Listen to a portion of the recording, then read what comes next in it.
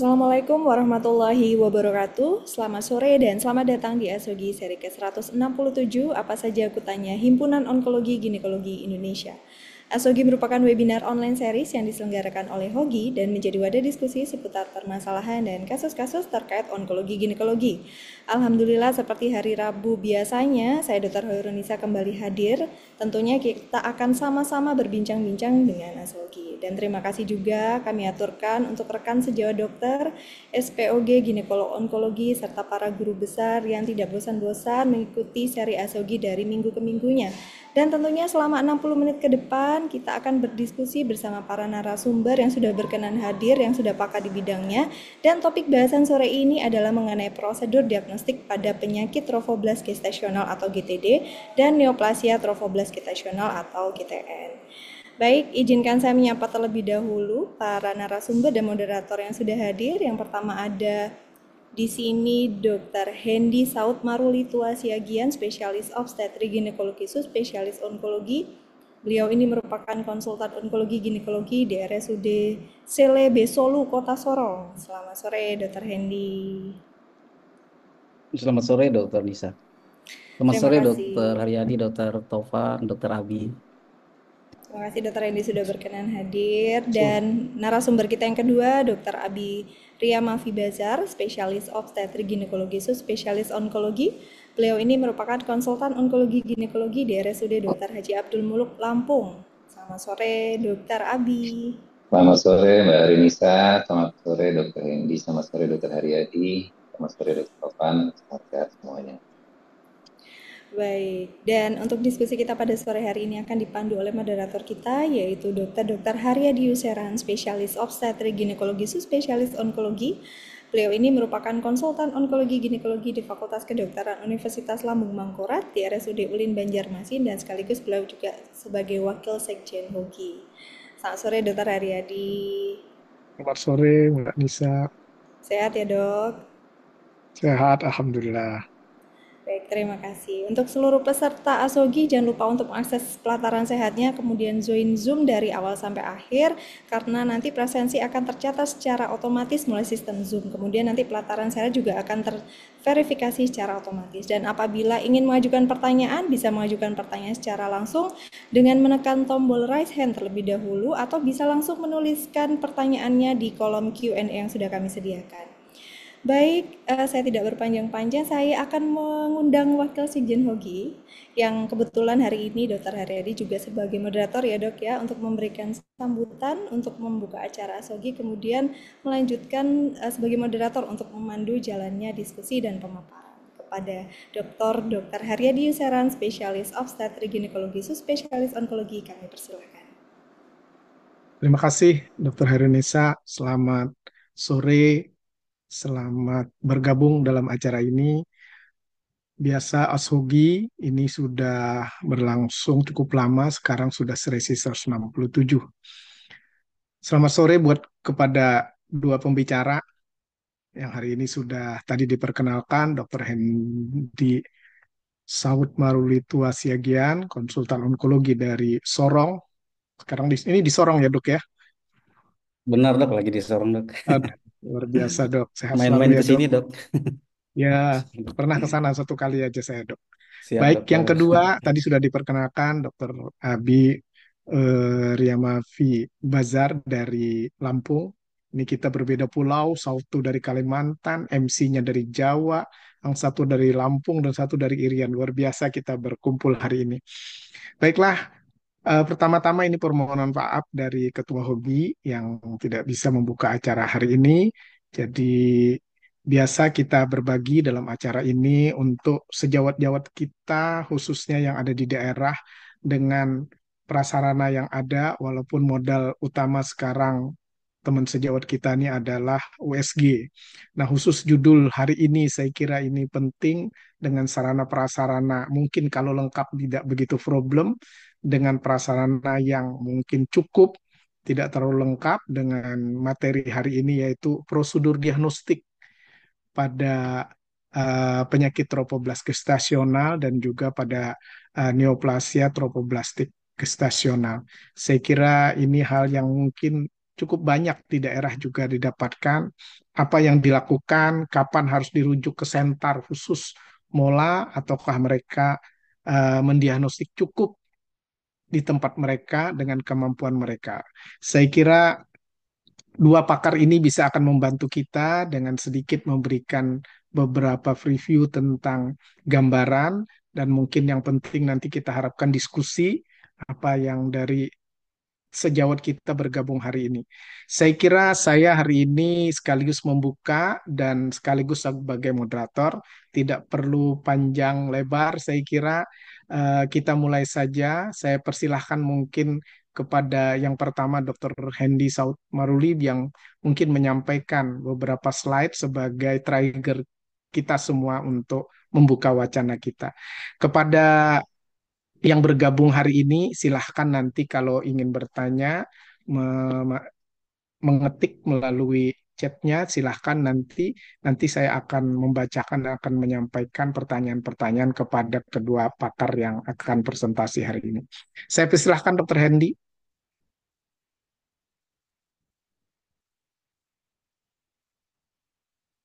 Baik dok, terima kasih banyak atas kesempatannya dok. Apakah sudah kelihatan dok share Sudah screen saya dok? Mohon kelihatan maaf. dokter.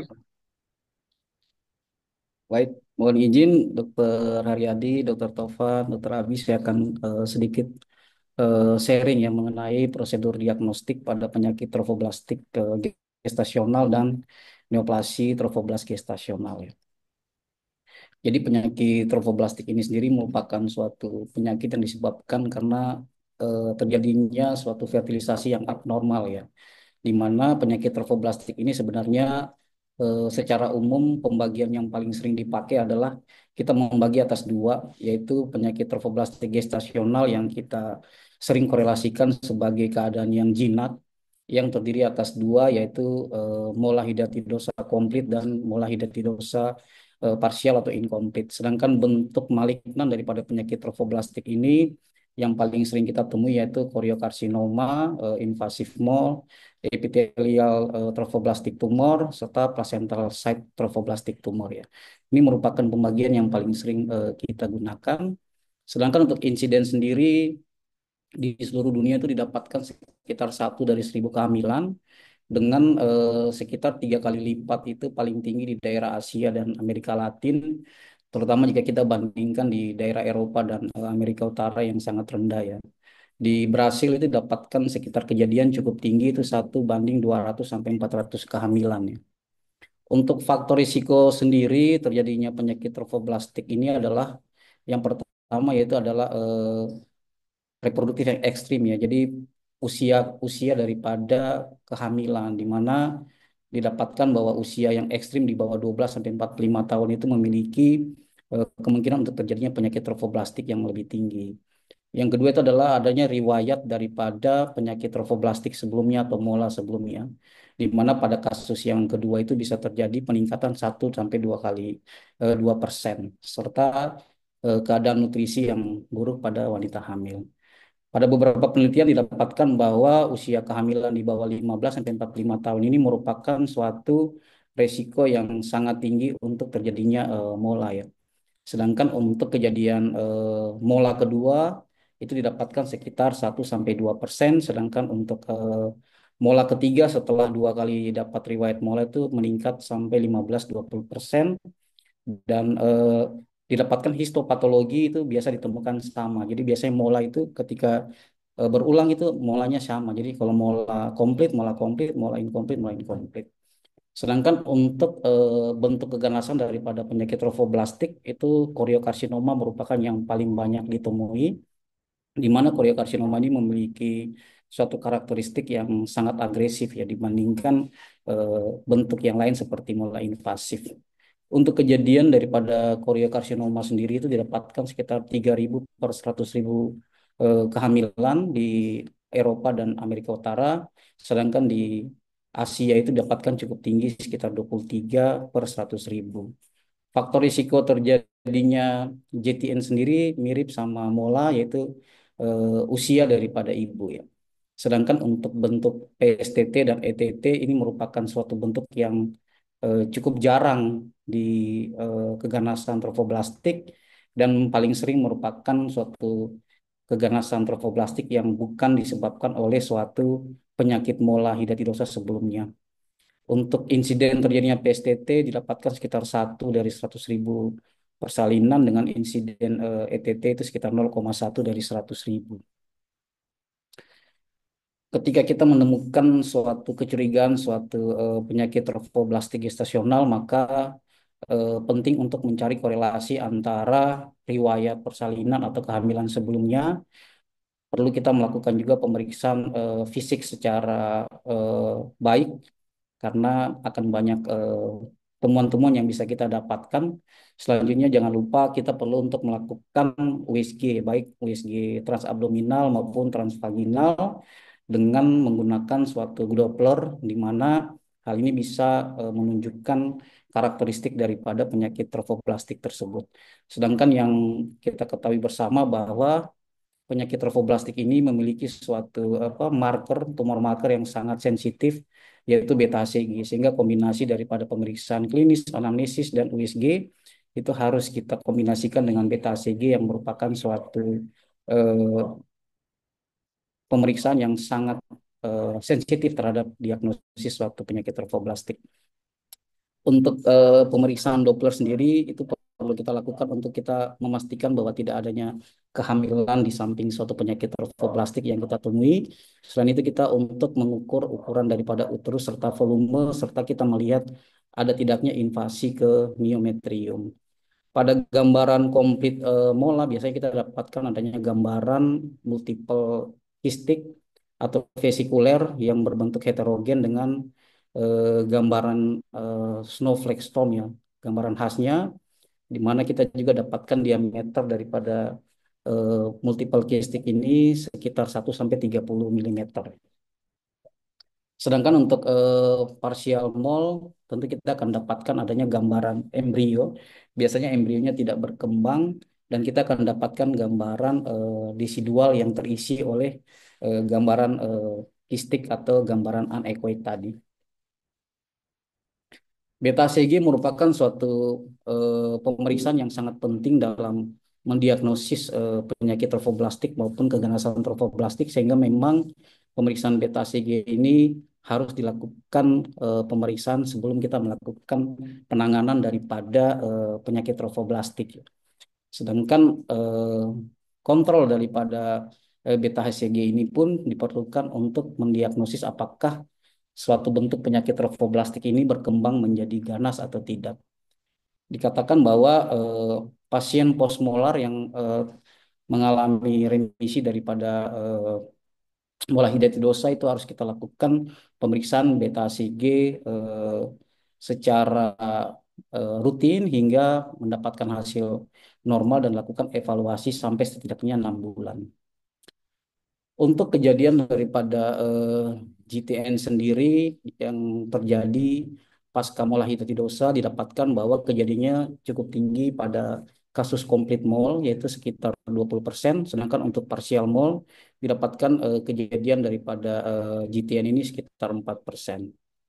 Di mana didapatkan bahwa kadar beta HCG yang turun setelah pasca evakuasi kurang dari 56 hari itu resikonya sekitar 0,03%, sedangkan yang menurun lebih dari 56 hari itu ternyata resikonya itu tidak begitu jauh yaitu 0,3%, 0,03%, sehingga memang dengan gambaran ini di tempat-tempat yang tidak begitu mudah untuk melakukan pemeriksaan beta HCG, kita bisa melakukan pemeriksaan beta HCG paling lambat itu sekitar 56 hari setelah pasca evakuasi. Ini ada beberapa rekomendasi daripada pemeriksaan beta HCG. Itu ada sekitar 4 yang saya dapatkan, yaitu kalau dari ECOG itu dianjurkan untuk melakukan pemeriksaan beta HCG setelah normal itu sampai 6 bulan, baik itu untuk komplit maupun untuk partial mole. Sedangkan kalau dari NCCN, setelah kita dapatkan suatu hasil yang normal selama 3 kali, itu kita cukup untuk melakukan 2 kali pemeriksaan dalam interval 3 bulan. Untuk Vigo sendiri menganjurkan pemeriksaan beta HCG tiap 1 sampai 2 minggu hingga didapatkan kadar beta HCG yang normal. Selanjutnya untuk yang partial mole cukup dilakukan 1 kali pemeriksaan dalam 1 bulan. Sedangkan untuk yang complete mole itu dilakukan tiap bulan sampai 6 bulan.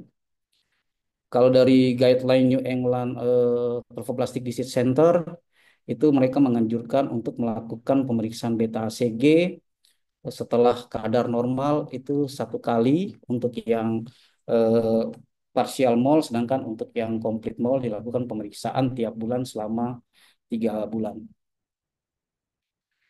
Yang harus kita ketahui ketika selesai penanganan daripada penyakit trophoblastik di sini adalah kita harus mendiagnosis apakah penyakit ini sembuh secara sempurna atau terjadi suatu perkembangan menjadi suatu penyakit trophoblastik maligna.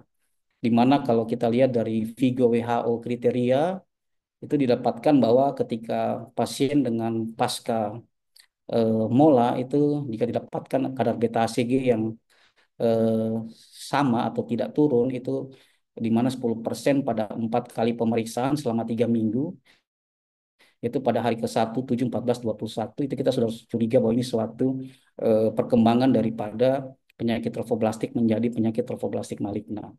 Atau yang kedua, jika pada saat kita mengukur kadar beta HCG didapatkan peningkatan lebih dari 10% selama 2 minggu pemeriksaan ya. Sedangkan yang ketiga, jika memang kita dapatkan suatu hasil histopatologi suatu koriokarsinoma atau didapatkan gambaran radiologi metastasis. Ketika kita mendapatkan suatu penyakit trophoblastik maligna, maka ada 2 hal penting yang harus kita lakukan. Yang pertama adalah kita menentukan perkembangan daripada penyakitnya, yaitu kita menentukan stadiumnya. Yang kedua, kita harus menentukan skor risk skornya, karena risk skornya ini sangat menentukan tata laksana selanjutnya dari penyakit trophoblastik maligna. Kalau dari Vigo stage-nya, stadium 1 itu penyakitnya masih terbatas pada korpus uteri. Pada stadium 2 kita sudah mulai mendapatkan suatu penyebaran daripada tumor ke adnexa, vagina, serta ligamentum. Sedangkan untuk stadium 3 kita sudah dapatkan suatu penyebaran tumor ke paru-paru, serta stadium 4 itu penyebaran ke tempat lainnya. Ini merupakan WHO risk score yang harus kita hitung. Jadi kalau misalnya kita dapatkan suatu pasien dengan GTN, maka kita harus menghitung scoring daripada pasien. Ini ada beberapa skor yang sebetulnya bulan lalu sudah pernah dibahas ya topik mengenai GTN, sehingga dengan skor ini kita bisa menentukan apakah pasien itu dalam stadium yang rendah, stadium tinggi, atau ultra high risk. Kalau pasien dapat pada stadium 1 atau stadium 2 atau 3 dengan WHO prognosis skornya kurang dari 7, kita sebut ini merupakan suatu low risk dan akan kita treatment dengan suatu single kemoterapi. Sedangkan stadium 4 atau WHO skor lebih dari 7, itu kita akan memberikan multi agent kemoterapi. Sedangkan untuk ultra high risk itu memiliki angka kematian dan outcome yang buruk, sehingga kita akan tata laksana selain dengan multi agent kemoterapi, kita akan induction kemoterapi sebelumnya. Evaluasi dari penyakit GTN sama dengan penyakit trophoblastik, jadi kita harus perlu melakukan suatu pemeriksaan lengkap, terutama pemeriksaan pelvis dan paru-paru, karena itu merupakan suatu tempat metastasis yang paling sering, yaitu pada vagina dan paru. Vigo sendiri tidak menganjurkan dilakukan CT scan rutin pada pasien dengan GTN, tapi lebih menganjurkan melakukan suatu pemeriksaan X-ray, karena pada pemeriksaan CT scan didapatkan sering muncul suatu temuan suatu mikrometastasis yang kadang-kadang bisa meningkatkan scoring daripada Vigo karena dianggap suatu metastasis, padahal suatu temuan mikrometastasis di CT scan itu tidak atau meningkatkan perburukan atau menyebabkan perburukan pada pasien. Sehingga memang dianjurkan cukup untuk melakukan X-ray jika dicurigai ada suatu nodul metastasis, baru dikonfirmasi dengan CT scan.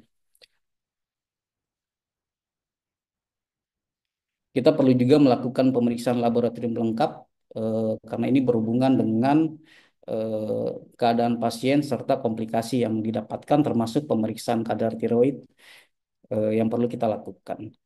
Selanjutnya kita akan menentukan stadium serta skornya.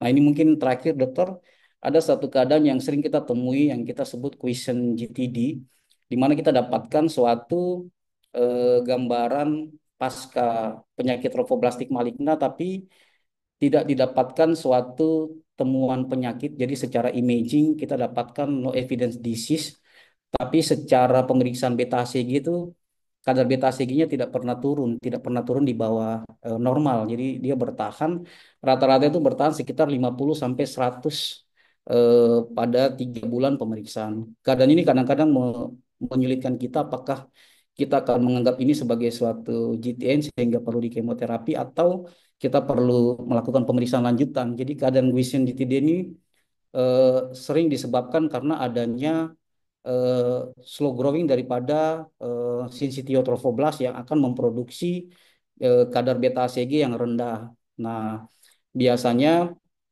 karena diproduksi oleh sinsitiotrofoblast tanpa sitotrofoblast itu akan menyebabkan penyakit ini sebenarnya tidak agresif tapi selalu menghasilkan kadar beta HCG yang tidak menyebabkan kadar beta HCG-nya tidak sampai normal.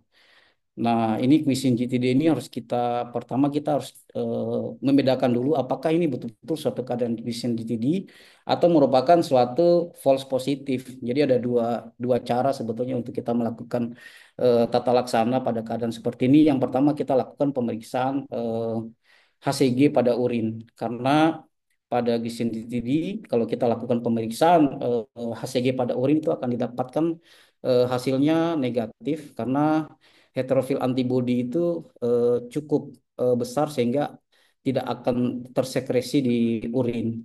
Yang kedua kita lakukan pemeriksaan serial dilution di mana pada Quiescent GTD itu dengan serial dilution tuh kadarnya tetap tidak akan menurun.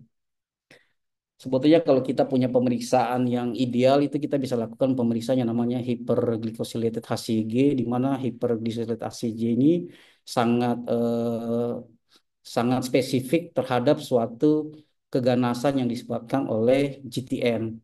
Di mana jika kita melakukan pemeriksaan hyperglycosylated HCG itu jika hasilnya positif maka itu merupakan suatu gestasional trophoblastic neoplasia. Sedangkan jika hiperglycemic HCG-nya negatif, maka kita bisa mendiagnosis keadaan ini adalah suatu Quiescent GTD.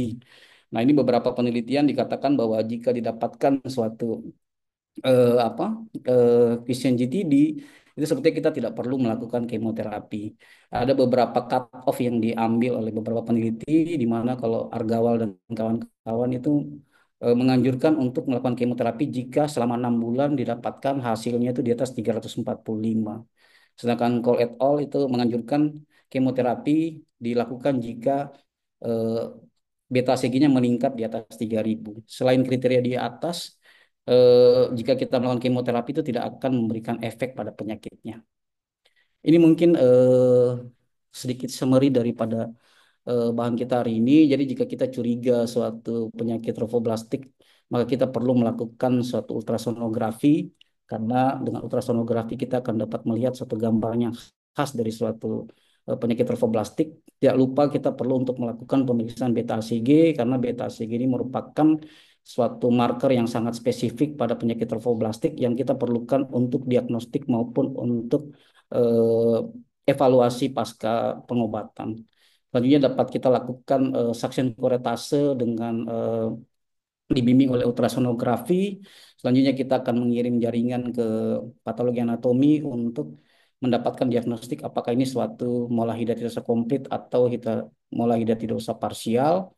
Terus kita lakukan pemeriksaan beta HCG, idealnya kita lakukan tiap minggu sampai didapatkan beta HCG normal. Sedangkan untuk setelah dapatkan beta HCG normal, maka untuk komplit mola dapat dilakukan tiap bulan sampai sebanyak 6 bulan. Sedangkan untuk yang partial mol cukup dilakukan 1 kali pemeriksaan pasca didapatkan hasil normal. Jika didapatkan peningkatan daripada kadar beta HCG sesuai dengan Virgo kriteria tadi, maka pasien kita diagnosis sebagai suatu penyakit tromboblastik, gestasional tromboblastik neoplasi. Mungkin itu dari saya, Dokter Haryadi. Terima kasih banyak. Terima kasih, Dokter Hendy. Sudah kita dengar sama-sama bagaimana kita dengarkan tadi bahwa dalam prosedur diagnostik ada beberapa langkah untuk dilakukan sampai kita mendiagnosis bahwa ini suatu penyakit neoplasia tromboblastik gestasional atau bukan. Baik, saya kira untuk selanjutnya mungkin ada tambahan dari Dr. Abi Riamafi. Saya persilahkan Dr. Abi. Ya, terima kasih dok. Alhamdulillah sudah diborong semua sama dokter Hendy sudah.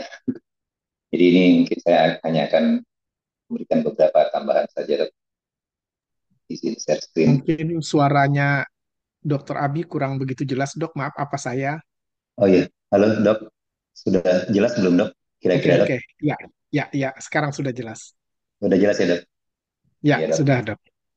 Izin saya share screen ya dok. Ya, silakan, Dok.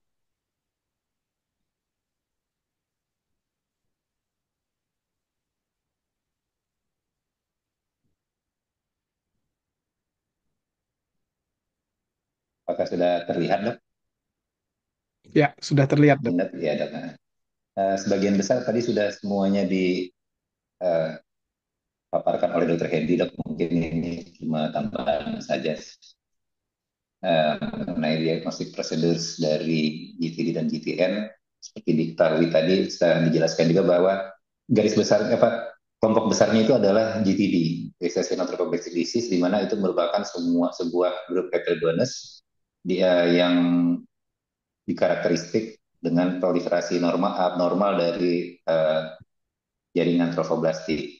Nah, sementara GTN sendiri adalah bentuk ganas dari GTD-nya. Jadi terbagi atas premalignan dan malignan, di mana premalignan sendiri ada yang molar pregnancy, itu partial mole dan complete mole, sementara yang malignan ini adalah GTN yang terdiri dari invasive mole, karsinoma, PSPT, dan IPT.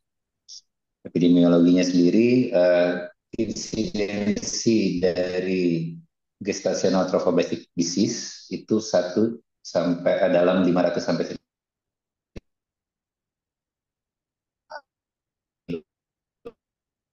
secara global. Tinggi adalah di Southeast Asia, di Latin Amerika, di Middle East dan bagian-bagian dari Afrika.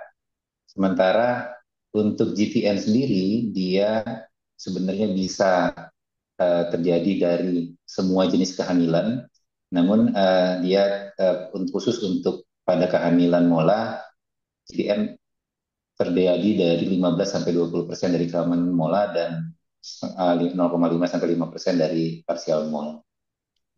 Paling banyak terjadi pada wanita usia 20, di bawah 20 tahun atau di atas 40 tahun.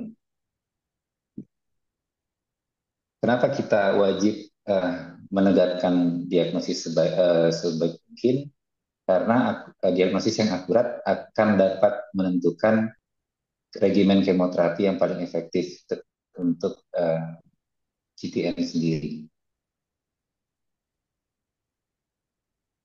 Nah, untuk diagnostik pathway-nya sendiri, kita seperti biasa dalam penegakan diagnosis kita harus selalu melalui apa namanya melalui penegakan diagnosis klasik yang dimulai dengan anamnesis, kemudian pemeriksaan fisik, dan juga yang paling penting adalah pemeriksaan beta HCG.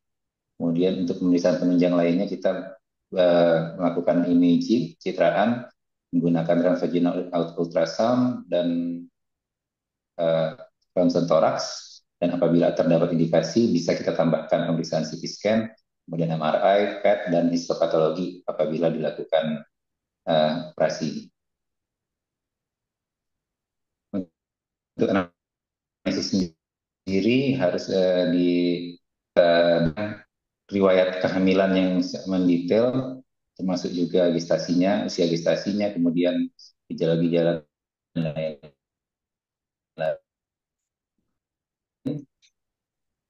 Kemudian adanya vaginal Eh, dada Maaf, Dokter Abi, penting juga adalah saya juga apakah tidak terdapat jelas kembali suaranya, Dok. riwayat molar pregnancy atau GTN sebelumnya. Untuk pemeriksaan fisik kita melakukan bimanual examination. Ya dok, Suaranya gimana dok? kadang-kadang putus, Dok. Maaf dok. Suaranya kadang-kadang putus.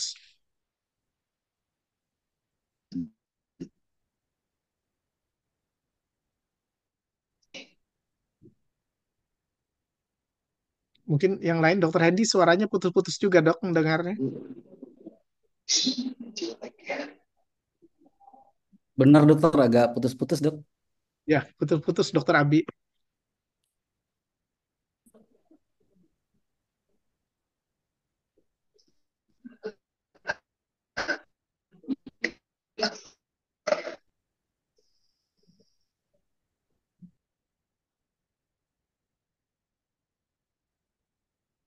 Baik, saya kira sambil jalan, sambil menunggu, Dok, eh, mungkin nanti kalau sudah masuk lagi, Dokter Abi, kita potong lagi ya, Dokter Hendy, biar tidak membuang waktu.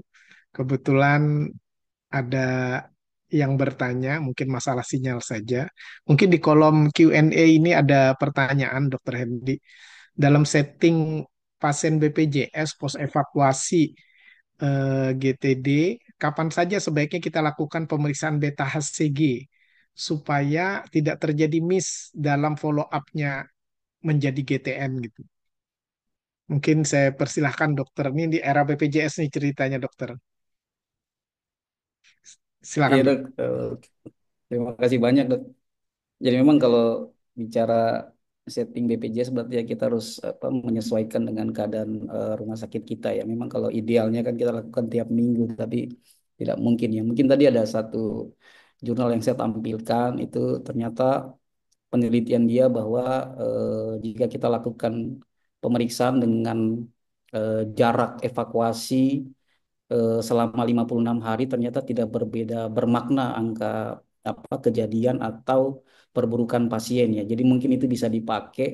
Jadi kalau misalnya di daerah kita tidak bisa dilakukan pemeriksaan rutin tiap minggu, yang mungkin kita bisa menggunakan itu yaitu kita lakukan pemeriksaan 56 hari atau hampir 2 bulan berarti dok ya.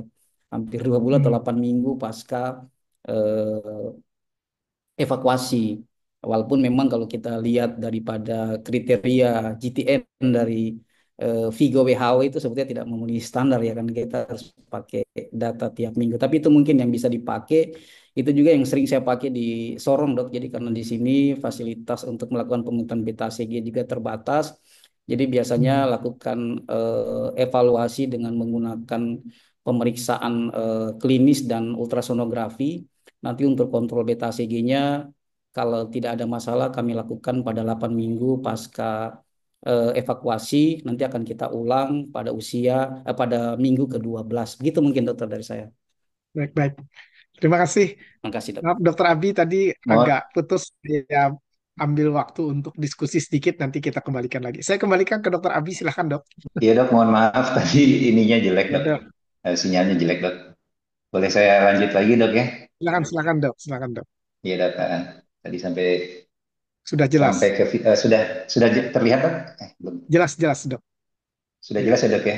Eh, apakah presentasinya sudah terlihat dok? Belum, belum terlihat. Belum ada ya dok? Screen share.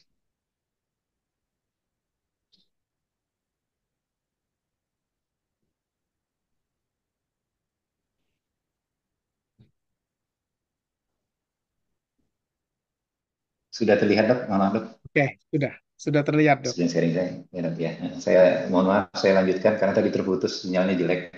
Untuk Ye. pemeriksaan fisik sendiri, seperti biasa kita harus melakukan bimanual examination untuk menentukan ukuran dari uterus, kemudian kankernya dan adakah massa uh,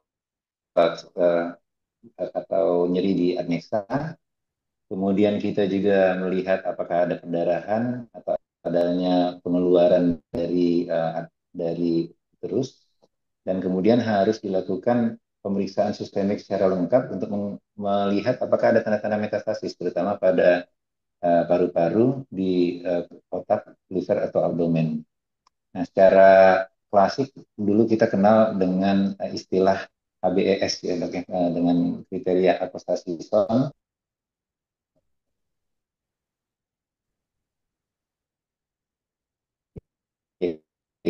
Itu adanya Izin dokter. history Oke. atau kemudian GTN sendiri. Iya dok, maaf dok, Silakan, silakan dok. Tadi agak putus terdengar sedikit. ya? Sudah kedengar. Iya dok, makasih dok. Selain itu juga kita harus mencari, melihat apakah ada tanda dan gejala dari metastasis. Ini adalah tabel di mana distribusi metastasis paling sering yang kemungkinan ditemukan pada gestational trophoblastic neoplasia. Untuk pemeriksaan laboratorium yang paling penting adalah kuantitatif beta HCG yang merupakan hal terpenting dalam kita menegakkan diagnosis untuk monitoring dan surveillance. Yang kita lakukan pasca mola biasanya kita melakukan monitoring mingguan pasca evakuasi mola sampai normal, kemudian dilanjutkan per bulan sampai minimal 6 sampai 12 bulan. Kita dapat menggunakan kurva. Ini adalah beberapa kurva. Ini adalah kurva regresi dari penurunan dari beta HCG, atau kalau yang dulu kita biasa kenal dengan namanya kurva Mochizuki, untuk melihat penurunan beta HCG secara gampang. Namun kita sudah punya kriteria untuk penegakan GTN pasca mola yang nanti akan saya jelaskan juga. Untuk pemeriksaan laboratorium lain, tentu saja kita harus melihat juga complete blood count atau darah lengkapnya untuk melihat apakah terdapat tanda-tanda anemia karena perdarahan. Kemudian yang paling penting juga adalah fungsi ginjal dan hepar untuk melihat, untuk nantinya akan kita lihat apakah aman diberikan pengobatan. Karena pengobatan dari GTN akan sangat berpengaruh apabila hepar dan livernya terganggu. Kemudian yang juga salah satu yang cukup penting juga adalah kita melakukan pemeriksaan endokrin untuk melihat, untuk menyingkirkan penyebab-penyebab lainnya. Kemudian untuk penegakan diagnosis lainnya, pemeriksaan penunjang yang digunakan untuk pencitraan adalah yang paling gampang kita lakukan adalah pemeriksaan ultrasound, di mana transvaginal ultrasound adalah apa namanya modalitas pencitraan pertama yang kita dapat gunakan, di mana terdapat beberapa gambaran khas.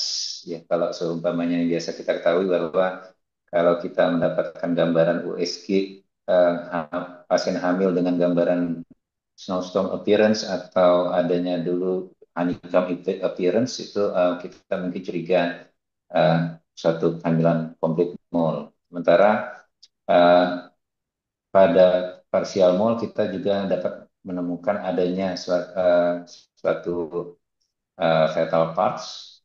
Sementara pada pasien-pasien yang kita curigai dengan GTN akan kita dapatkan gambaran massa intrauterin yang vaskuler dan irregular yang dapat juga telah mengalami invasi ke miometrium. Pemeriksaan pencitraan yang penting juga kita lihat adalah pemeriksaan ronsen toraks, karena sites metastasis paling umum pada GTN ini adalah ke paru-paru, sehingga kita harus melakukan pemeriksaan toraks juga untuk initial screening kita apakah sudah terdapat metastasis ke paru-paru atau belum. Apabila diperlukan, apabila gambaran yang didapatkan adalah abnormal atau inkonklusif, pemeriksaan dapat kita lanjutkan dengan pemeriksaan CT scan toraks untuk melihat metastasis yang lebih lanjut lagi. Kemudian untuk pemeriksaan CT scan abdomen dan pelvis juga dapat kita lakukan untuk melihat apakah terdapat metastasis lain di daerah abdomen dan pelvis. Kemudian untuk melihat apakah terdapat metastasis ke otak, kita dapat melakukan pemeriksaan dengan MRI. Untuk pemeriksaan PET CT sendiri sebenarnya tidak rutin kita lakukan, namun dapat sangat berguna apabila dapat kasus-kasus yang kemoresisten atau kita belum tidak dapat menemukan dengan jelas di mana metastasis yang berada. Pada kasus-kasus yang mengalami evakuasi atau dilakukan operasi, kita dapat membedakan secara histopatologi, di mana pada kasus-kasus mola itu adalah kita bisa bedakan antara complete mole dengan partial mole yang dilakukan sampling retest sebagai diagnostiknya, di mana pada complete mole terdapat gambaran hiperplasia trophoblastik yang generalized, kemudian villi edematus, diploid, dan tidak terdapat bagian dari janin. Sementara pada partial mole dapatkan focal trophoblastic hyperplasia, gambaran triploid, dan mungkin terdapat juga bagian dari janin. Untuk histopatologi sendiri harus kita, kalau seumpamanya dilakukan pada GTN, apabila terdapat spesimen histopatologi, kita dapat membedakan apakah itu merupakan suatu invasive mole, choriocarcinoma, atau PSTT atau ETT yang merupakan suatu entiti terpisah sebenarnya, dari penegakan diagnosis maupun untuk treatmentnya sendiri. Mana invasive mole kita dapatkan adanya villi chorionik yang mempenetrasi miometrium, sementara pada choriocarcinoma terdiri dari malignant trophoblas dengan gambaran perdarahan dan nekrosis tanpa adanya struktur vilus. Sementara pada PSTT dan ETT yang merupakan neoplasma yang muncul dari trophoblastic intermediate, kadang-kadang kita membutuhkan IHC untuk diagnosisnya. Nah, untuk IHC-nya sendiri, IHC yang bisa imunohistokimia yang bisa kita lakukan pada pemeriksaan ini, yang paling sering kita bisa lakukan adalah IHC P57 untuk mendiferensiasi antara complete dan partial mole. Sementara untuk menentukan apakah itu dia PSTT, kita dapat menggunakan human placental pathogen, kemudian marker untuk TTT adalah P63, kemudian pada pemeriksaan KI67 hasilnya akan tinggi pada choriocarcinoma. Nah, untuk penegakan diagnosis GTN sendiri, kita mengikuti kriteria dari hasil beta HCG, dapat kita lakukan pemeriksaan histologi atau kita mendapatkan gambaran dari metastatiknya. Setelah evakuasi mola, diagnosis GTN dapat kita tegakkan apabila terdapat gambaran pelatu dari 4 kali pemeriksaan hasil beta HCG sebanyak 3 minggu, yaitu hari ke-1, 7, 14, dan 21, atau kita mendapatkan peningkatan 3 kali nilai beta HCG lebih dari 10% selama 2 minggu, yaitu pemeriksaan hari pertama, ke-7, dan 14, atau beta HCG yang terus terdeteksi lebih dari 6 bulan. Nah, untuk stagingnya sendiri, untuk pemeriksaan pada pasien-pasien GTN itu untuk pemeriksaan diagnosisnya sendiri adalah merupakan sesuatu yang unik karena dia merupakan kombinasi antara staging secara agak anatomik. terputus kembali. Ya, maaf.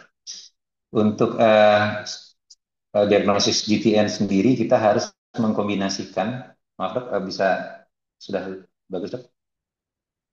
Saya kira kembali lagi. Dokter Abi ada mendengar suaranya? Sudah dok, iya dok. Sinyalnya agak kurang bagus. Ya, nggak apa-apa, nggak apa-apa. Iya dok, mohon maaf dok ya. Sedikit lagi dok. Nggak apa-apa. Ya, sedikit lagi ya. Silakan dok.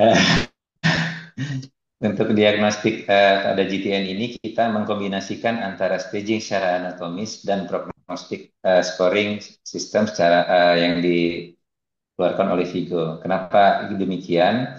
Karena kebanyakan terdapat overlapping antara outcome dari stadium 2 dan 3, di mana kadang-kadang stadium 2 justru akan memiliki prognosis yang lebih buruk ketimbang uh, stadium 3.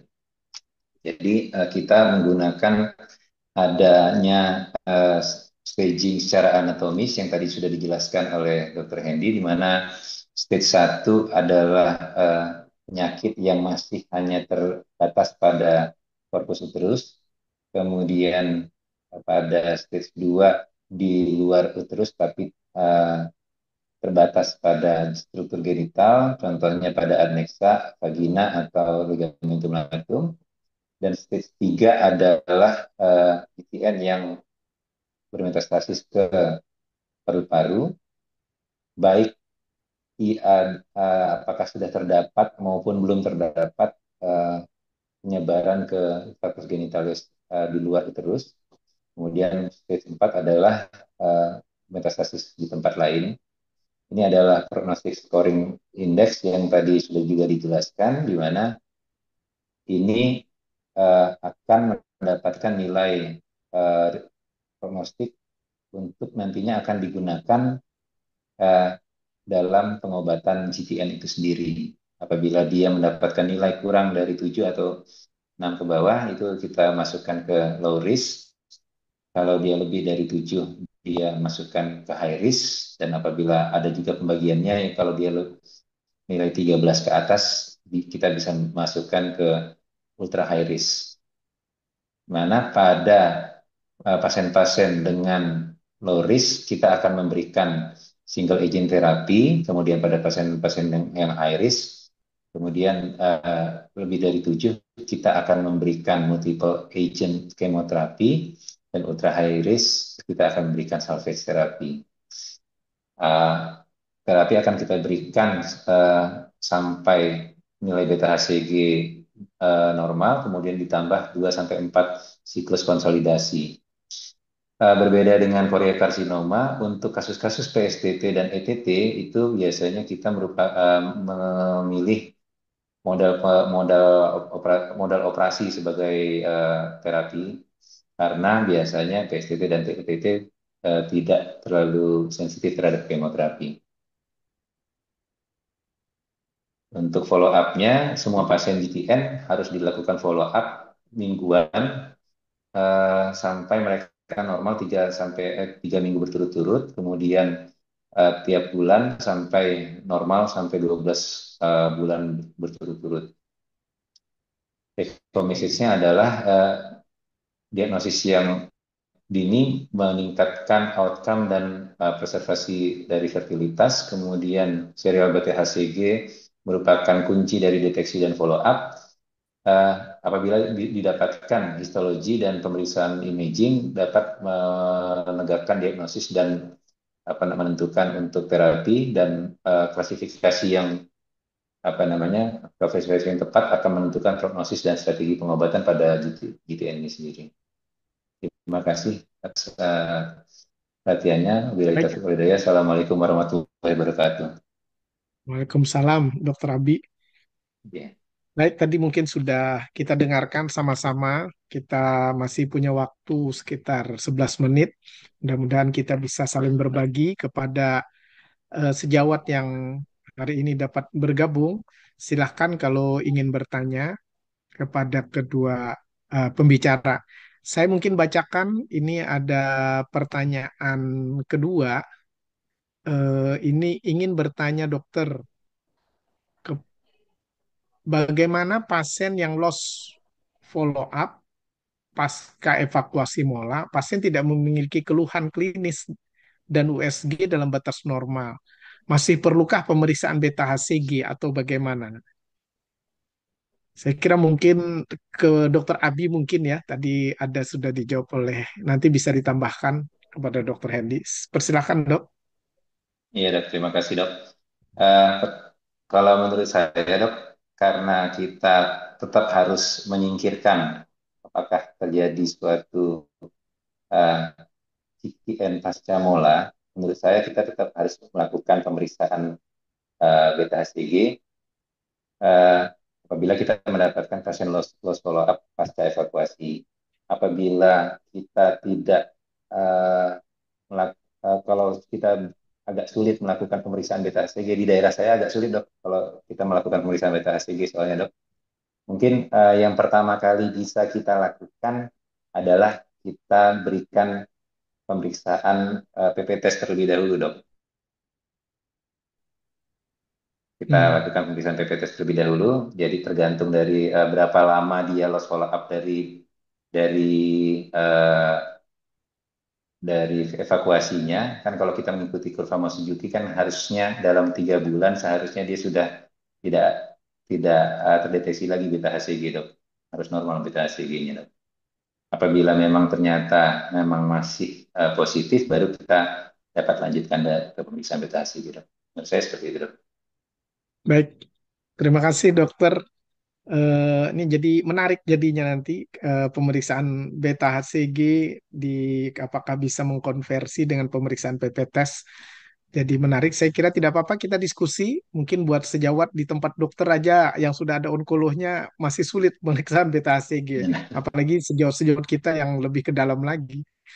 Baik, saya kira mungkin dokter Hendy bisa menambahkan dokter. Pertanyaan kedua tadi kalau loss follow up dokter. Iya dok, makasih dok.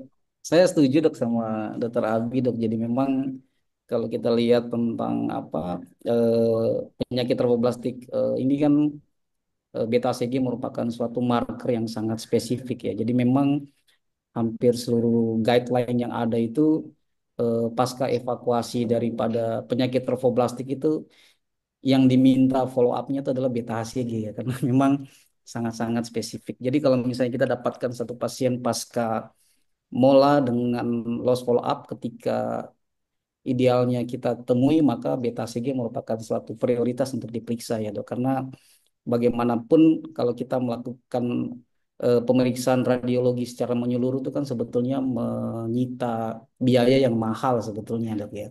Sedangkan memang di apa di Vigo WHO kriteria itu sebetulnya mengizinkan juga jika jika kita dapatkan suatu apa diagnosis GTN berdasarkan suatu kelainan radiologi. Tapi ini kan tidak begitu mudah kalau kita cuma mengambil patokan USG daripada uterus misalnya dok ya. Sedangkan site metastasisnya kan sebetulnya bisa di mana saja tempatnya. Itu mungkin menurut saya dok. Jadi tetap pemeriksaan beta HCG pasca evakuasi mola itu merupakan satu pemeriksaan yang mandatori menurut saya dok. Terima kasih dok. Baik, terima kasih dokter. Jadi memang menarik cerita tentang beta HCG secara kualitatif dan secara kuantitatif. Jadi kita sudah tahu mungkin beta HCG dengan pemeriksaan urin kan bukan suatu standar. Kan kita sulit menyingkirkan, tapi prasarana itu kan menjadi sesuatu yang menyulitkan. Tapi usaha tetap dijalankan lah. Itu yang jadi tidak bisa dijadikan suatu patokan ukuran karena penilaian beta HCG itu memang ada ukuran nilai minimalnya. Apalagi urin sendiri kan yang sensitif aja kalau tidak salah cuma 10 mili internasional unit, tapi yang rata-rata itu 25 saya lihat. Baik, saya kira terima kasih saya kira untuk jawabannya. Ini ada pertanyaan selanjutnya. Kapan dilakukan indikasi histerektomi pada kasus kasus GTN, misalnya GTN yang tidak membaik dengan kemoterapi? Saya persilahkan mungkin Dokter Abi. Ya, dok, terima kasih. Kasus-kasus histerektomi pada GTN kita biasanya di kasus histerektomi itu kita reserve untuk satu pasien-pasien dengan perdarahan yang tidak terkendali pada GTN. Kemudian apabila memang setelah kita melakukan kemoterapi tidak didapatkan hasil yang signifikan dari kemoterapi itu dari penurunan beta HCG yang signifikan dari kemoterapi tersebut, tentu saja kita juga harus mencari terlebih dahulu kira-kira site metastasis mana yang dicurigai. Biasanya kalau seumpamanya memang kita mendapatkan hasil beta HCG yang tidak turun secara signifikan secara apa namanya dari kemoterapi, suatu tindakan histerektomi boleh kita eh, lakukan sebagai suatu tindakan ajuvan, Dok, untuk untuk menambah keberhasilan terapi kita. Terima kasih, Dok. Baik, terima kasih. Mungkin Dokter Hendy ada bisa menambahkan, Dok? Iya dok, makasih dok. Sekali lagi saya setuju dok sama dokter Abi. Jadi memang kalau kita lihat GTN ini kan angka respon terhadap kemoterapinya kan sangat baik dok. Jadi apa kemosensitif sehingga memang penanganan daripada GTN itu adalah dengan melakukan kemoterapi ya. Sedangkan memang tempat kita melakukan histerektomi itu pada kasus-kasus seperti tadi ada perdarahan dan lain-lain sehingga kita perlu melakukan hemostasis. Sedangkan untuk misalnya menurunkan skor itu tidak diizinkan ya karena salah satu skor yang ada itu kan misalnya GTN adalah ukuran uterus misalnya kita ingin menurunkan skor sehingga dia jadi loris itu tidak ada tempatnya ya jadi memang histerektomi itu hanya untuk apa suatu proses penanganan daripada hemostasis ketika terjadi perdarahan sedangkan jika kemo apa resisten terhadap kemoterapi ya masih ada pilihan-pilihan kemoterapi yang lain ya. Jadi kemoterapinya hingga multi agent kemoterapi. Makasih dokter. Baik, Boleh menambahkan, terima Dok, mungkin, kasih. Dok? Silakan, silakan Dokter Abi. Ya, ya. Satu pemikiran juga, Dok, bahwa kan kita biasanya pada GTN kita tidak menegakkan diagnosis secara histopatologi, Dok. Kita Ya, menegakkan diagnosisnya secara apa namanya evaluasi dari beta HCG.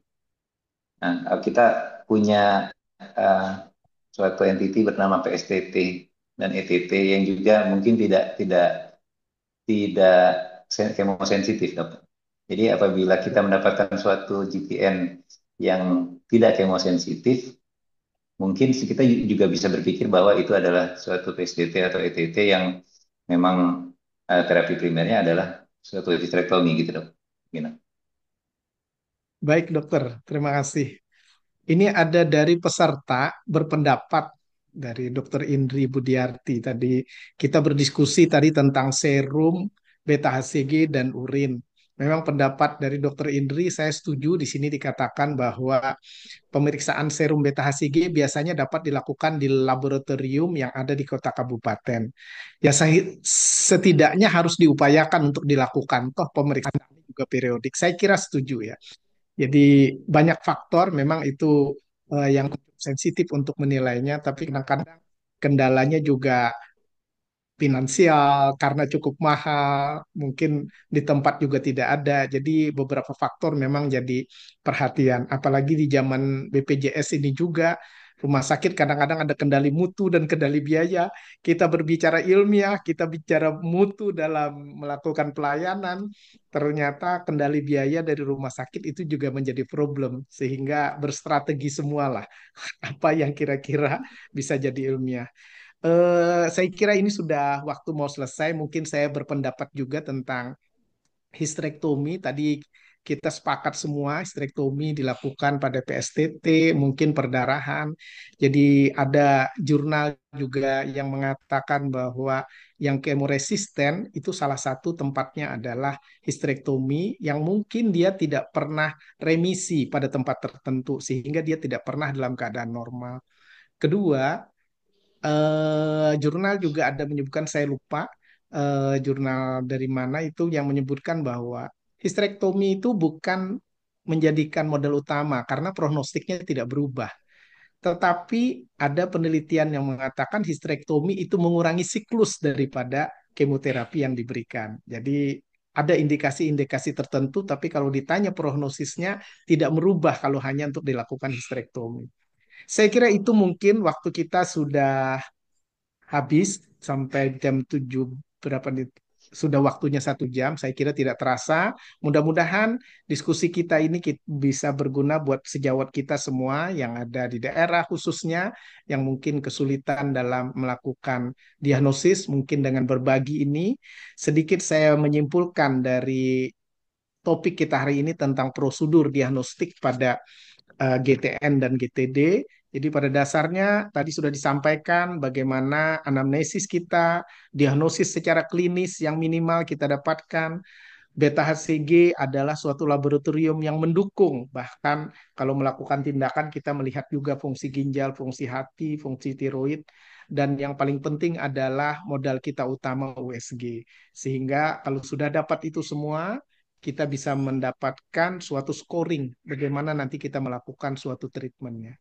Saya kira itu mungkin garis besarnya dari diskusi hari ini. Terima kasih kepada dua pembicara, pada semua peserta yang bergabung. Mudah-mudahan ini menjadi wacana updating buat kita semua.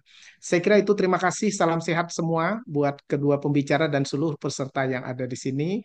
Saya kembalikan kepada MC. Halo, selamat sore. Dokter Topan juga baru dari tadi gabung, baru lihat kameranya. Salam sehat semuanya. Saya kembalikan kepada Dr. Hairunisa. Terima kasih. Wassalamualaikum warahmatullahi wabarakatuh. Ya, sore-sore Dokter Haryadi. Waalaikumsalam warahmatullahi Semua. Ya, Dr. Topan ada pendapat mungkin? Oh ya, sudah cukup, udah luar biasa.